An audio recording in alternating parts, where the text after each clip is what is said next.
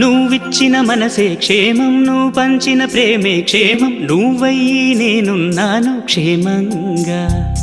మనమాడిన ఆటలు సౌఖ్యం, మనసాడిన మాటలు సౌఖ్యం, మనమయ్యే కలలున్నాయి సౌఖ్యంగా. నీ చదివిన నీ సందేశం నా చదువుకు భాగ్యంగా, ప్రతి పదమునను ప్రత్యక్షం, శత జన్మలలోనూ తరగని సౌభాగ్యంగా. గంగా